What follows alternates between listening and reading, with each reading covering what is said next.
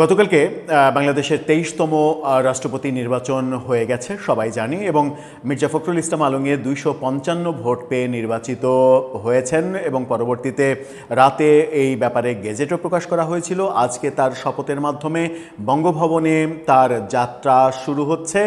এই রকম প্রেক্ষাপটে রাষ্ট্রপতি নির্বাচন নিয়ে বেশ কিছু আলোচ্য বিষয় উঠে এসেছে। তার মধ্যে অন্যতম গুরুত্বপূর্ণ ব্যাপার হচ্ছে স্বতন্ত্র সংসদ সদস্য রুমিন ফারহানা তিনি ভোট দেননি।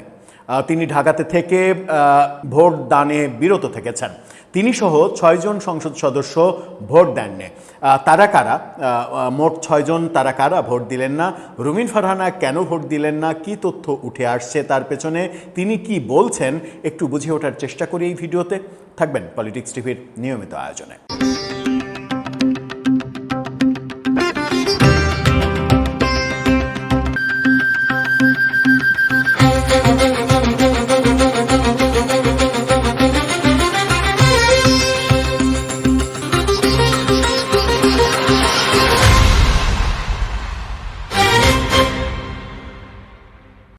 দর্শক, বলছিলাম রাষ্ট্রপতি নির্বাচনে রুমিন ফারহানার ভোট না দেওয়ার প্রসঙ্গে। তাহলে কি তিনি রাষ্ট্রপতি হিসেবে মির্জা ফখরুল ইসলাম আলমগীর কিংবা অলি আহমেদ দুইজনের কাউকেই পছন্দ করেননি? কিংবা তিনি যখন জানেন যে নিশ্চিত করেই মির্জা ফখরুল ইসলাম আলমগীর রাষ্ট্রপতি হতে চলেছেন এবং তিনি দীর্ঘ সময় বিএনপির রাজনীতির সঙ্গেই জড়িত, গত নির্বাচনে নমিনেশন না দেয়াকে কেন্দ্র করে তিনি বহিষ্কৃত হয়েছেন এবং এখন স্বতন্ত্র অবস্থান করছেন, কিন্তু আদর্শগতভাবে তিনি তো বিএনপিরই মানুষ। মির্জা ফখরুল ইসলাম বর্ষিয়ান একজন রাজনীতিবিদ, ৫০ বছরের বেশি সময় ধরে তিনি রাজনীতির সঙ্গে যুক্ত। সেরকম একজন ব্যক্তি যখন রাষ্ট্রপতি হচ্ছেন তখন নির্বাচন থেকে নিজেকে বিরত রাখলেন কেন রুমিন ফারহানা? সাথে আরও ৫ জন ভোট দিলেন না কিংবা ভোট দিতে পারলেন না। তারা কারা? চলুন একটু আলোচনা করি। কালের কণ্ঠ বলছে রাষ্ট্রপতি নির্বাচনে ভোট না দেওয়ার কারণ জানালেন রুমিন ফারহানা। কারণটা কি চলুন একটু জানি। দেশের ২৩তম রাষ্ট্রপতি নির্বাচনে ৩৪৩ জন ভোট দিয়েছেন। রুমিন ফারহানা সহ ৬ জন ভোট দেননি। একটি আসন যেহেতু এখনও ফাঁকা রয়েছে, সেই কারণে সেই আসনে ভোট দেওয়ার তো প্রশ্নই আসে না। ৩০০ জনের মধ্যে ২৯৯ জন সংসদ সদস্য যারা ভোটে নির্বাচিত, আর ৫০ জন মানে সংরক্ষিত মহিলা আসনের সদস্য। এই ভোট গণনার শেষে বিএনপির প্রার্থী মির্জা ফখরুল ইসলাম আলমগীর ২৫৫ ভোট পেয়েছেন। অলি আহমেদ পেয়েছেন ৮৮ ভোট। ভোটদানে বিরত থাকার বিষয়ে রুমিন ফারহানা গণমাধ্যমকে কি বলেছেন? বলছেন, এই নির্বাচন অর্থহীন এবং প্রহসনের। কেন অর্থহীন এবং প্রহসনের? কারণ ভোটে অনিশ্চয়তা না থাকলে সেটি কোনো নির্বাচন নয়। এই ভোটের ফলাফল কি তা সবার জানা, তাই এটা মনোনয়ন, নির্বাচন নয়। একজন অরাজনৈতিক এবং গ্রহণযোগ্য ব্যক্তিকে রাষ্ট্রপতি পদে কেন মনোনীত করা হলো না উল্লেখ করে তিনি বলেন, এত বড় একটি গণ অভ্যুত্থান গেল, যার সঙ্গে জাতি হিসেবে আমাদের আত্মত্যাগ, অনেক স্বপ্ন জড়িত। তাহলে আমরা সবাই মিলে এমন একজন অরাজনৈতিক বা গ্রহণযোগ্য ব্যক্তিকে রাষ্ট্রপতি পদে মনোনীত করতে পারলাম না।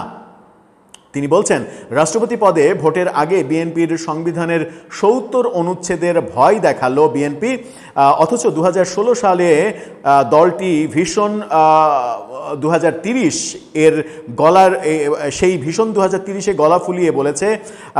এখন তারা বলছে যে, মানে অন্য কথা বলেছে তখন, কিন্তু এখন তারা বলছে দলের বাইরে ভোট দিলে তার সদস্যপদ বাতিল হবে। এরকম প্রহসনের ভোট কেন আমি দেব?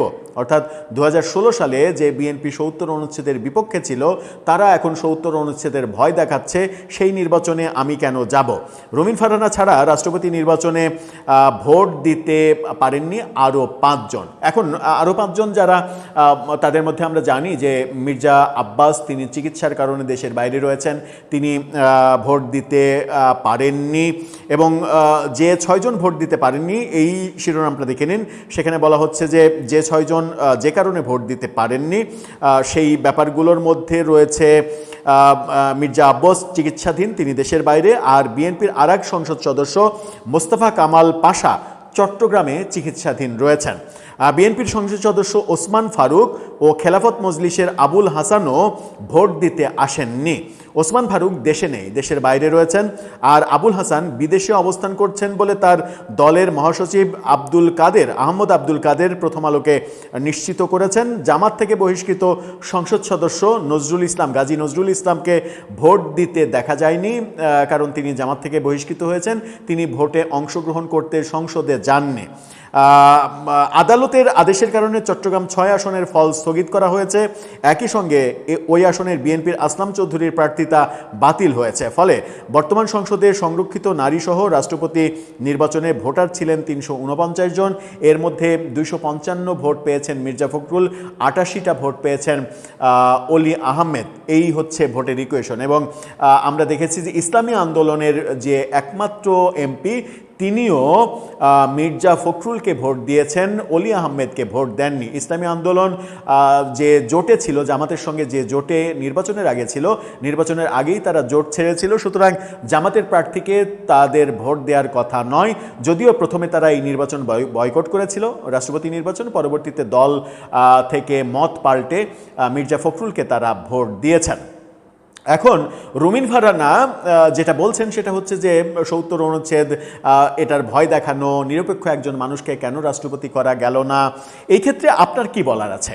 এই ক্ষেত্রে রুমিন ফারহানা কি তাহলে চাইছিলেন যে ডক্টর ইউনূস রাষ্ট্রপতি হতে চাইছিলেন, তার ব্যাপারে বহু লবিং হচ্ছিল, তাকেই রাষ্ট্রপতি করা উচিত ছিল? এটা কি রুমিন ফারহানা ভাবছেন? রুমিন ফারহানার গত 2 বছরের রাজনীতি বিশ্লেষণ করলে সেরকম ভাবার কোনো কারণ থাকতে পারে না। ডক্টর ইউনূসকে রাষ্ট্রপতি করা হোক, এরকম ভাবনার মানুষ তিনি হওয়ার কথা না। তাহলে নিরপেক্ষ মানুষ কে হতে পারতেন? রুমিন ফারহানা বোধহয় ভুলে গেছেন যে বিএনপির রাষ্ট্রপতি ভাগ্য খুবই খারাপ।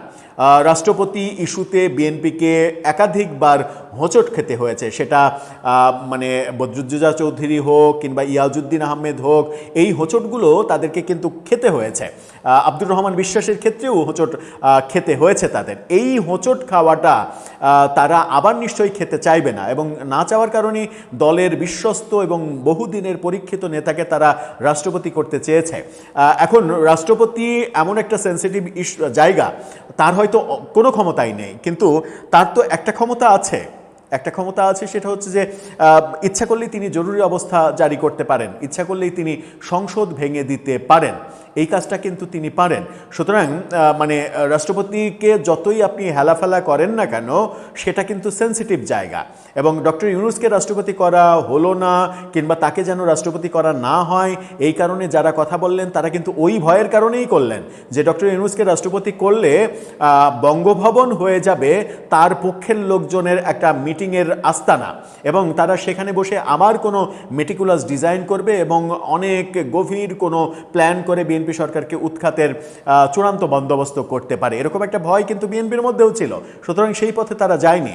কিন্তু নিরপেক্ষ একজনের ব্যাপারেও ওই ভয় যে থাকবে না, সেই গ্যারেন্টি কি রুমিন ফারহানা দিতে পারেন? আর রুমিন ফারহানা হঠাৎ করে মানে এরকম একটা মুহূর্তে এসে কেনই বা মনে করছেন যে বাংলাদেশের রাজনীতি এত সুন্দর চরিত্রের হয়ে গেল যে একজন সম্মানিত ব্যক্তিকে রাষ্ট্রপতি বানিয়ে দিলাম, আর সবাই মিলে সম্মান জানালো, বিএনপির সবাই তাকে তার মতো করে থাকতে দেবে, বিএনপির লিখে দেওয়া যে ভাষণ, সেই ভাষণ তিনি দেবেন না, তার মতো করে তিনি কথা বলবেন, যাকে ইচ্ছা করে যার কবরে ফুল দিতে যাওয়ার ইচ্ছা সেখানে তিনি যাবেন, তিনি স্বাধীন থাকবেন। একজন নিরপেক্ষ মানুষকে রাষ্ট্রপতি বানালেও তাকে কি তার স্বতন্ত্র জায়গায় থাকতে দেয়া হবে? সেই গ্যারেন্টি তিনি দিতে পারেন? ধরে নেওয়া যাক যে একজন নিরপেক্ষ মানুষ রাষ্ট্রপতি হলেন, তিনি মনে করলেন যে এই রাষ্ট্রপতি হওয়ার পরে তার যেমন জাতীয় স্মৃতিসৌধে যাওয়া উচিত, তেমনি মুজিবনগর সরকারের সেই মানে তীর্থস্থান সেটা পরিদর্শন করা উচিত। জিয়াউর রহমানের মাজারে ফুল দিয়ে শ্রদ্ধা জানানো যেমন উচিত, তেমনি টুঙ্গিপাড়ায় গিয়ে বঙ্গবন্ধুর কবরে মানে স্বাধীনতার মহানায়কের কবরে ফুল দিয়ে তাকে শ্রদ্ধা জানানো উচিত। এটা যদি তিনি মনে করেন, তাহলে তিনি কি তার পরের দিন আর রাষ্ট্রপতি থাকতে পারবেন? সুতরাং একজন নিরপেক্ষ মানুষ, তিনি কোনো দল মতের মধ্যে নাই, তিনি নিরপেক্ষভাবে যদি ভাবতে চান, তাহলে সেরকম একজন মানুষের দলীয় সরকারের অধীনে রাষ্ট্রপতি হয়ে সসম্মানে থাকার কি কোনো অপশন আছে বাংলাদেশের রাজনীতিতে, যেটা প্রত্যাশা করছেন রুমিন ফারহানা? দর্শক, আপনার কাছে কি মনে হয়? আপনার মতামত জানিয়ে লিখতে পারেন আমাদের কমেন্ট বক্সে।